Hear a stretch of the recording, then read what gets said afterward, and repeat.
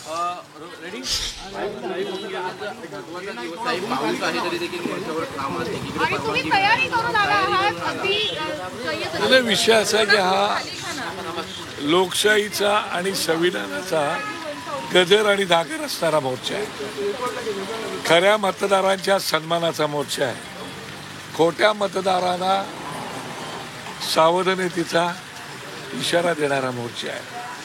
आणि मला असं वाटते की या मोर्चामध्ये केवळ विरोधी पक्ष नाही तर सत्ताधारी पक्षाची जी लोक आहेत त्यांनी सहभागी होण्याची आवश्यकता आहे. तर त्यांना वाटत नाही का की याद्या निकोप असल्या पाहिजेत, निर्दोष असल्या पाहिजेत, स्वच्छ झाल्या पाहिजेत आणि स्वच्छ वातावरणामध्ये निवडणुका पार पडल्या पाहिजेत. आणि आमची तीच भूमिका आहे. आमची कुठची भूमिका काय आहे की याद्यांमध्ये असणारा घोळ जो आम्ही निदर्शनास आणून दिलेला आहे तो घोळ क्लिअर करा, स्वच्छ करा, याद्या स्वच्छ करा आणि निवडणूक घ्या. आमची काय त्याला नाकार नाहीच आहे.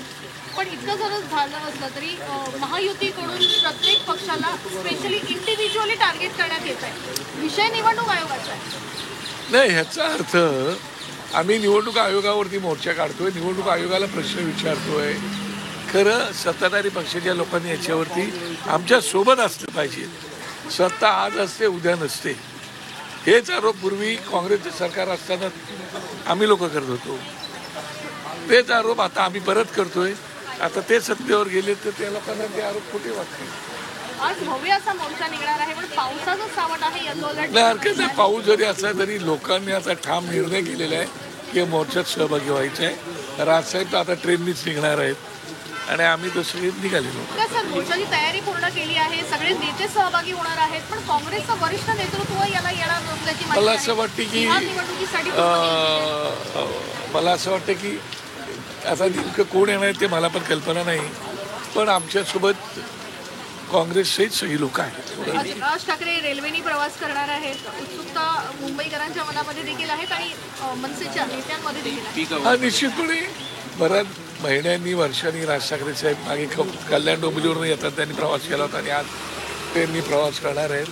खरंच चांगली गोष्ट आहे आणि त्याच्यामुळे लोकांमध्ये पण आणि कार्यकर्त्यांमध्ये आमचा उत्साह प्रचंड आहे आणि त्याच्यामुळे आता आम्ही प्रवासाला निघणारच आहोत. भाजपकडनं मूक आंदोलन केलं जात आहे. याच दरम्यान अमित साटम आणि लोढा रवींद्र चव्हाण देखील यांच्या अध्यक्षतेखाली हे आंदोलन आहे. सन्मान्य रवींद्र चव्हाण, सन्मान्य लोढा साहेब, सन्मान्य अमितजी साटम आणि इतर सर्व मंडळींना किंबहुना राज्याच्या मुख्यमंत्र्यांना आणि दोन्ही उपमुख्यमंत्र्यांना का तुम्ही मुक्का मोर्चा करा, आमच्यासोबत येऊन करा.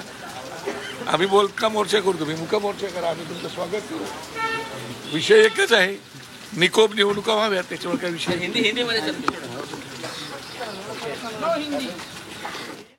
तर बाळा नांदगावकर यांची प्रतिक्रिया आपण पाहत होतो. काँग्रेस नेतेही आमच्यासोबत आहेत असं बाळा नांदगावकर यांनी ग्वाही दिलेली आहे. हा मोर्चा म्हणजे लोकशाहीचा गजर आणि जागर आहे. खऱ्या मतदारांसाठीचा हा मोर्चा आहे. खोट्या मतदारांना इशारा देणारा हा मोर्चा असल्याचं बाळा नांदगावकर यांनी सांगितलंय. तर आज या मोर्चामुळे राजकीय वातावरण तापलेलं आहे. तर हा मोर्चा सत्याचा मोर्चा असल्याचं बाळा नांदगावकर म्हणाले. मुक मोर्चा करा पण आमच्यासोबत येऊन करा असं बाळा नांदगावकर यांनी भाजपला हे आवाहन केलेलं आहे.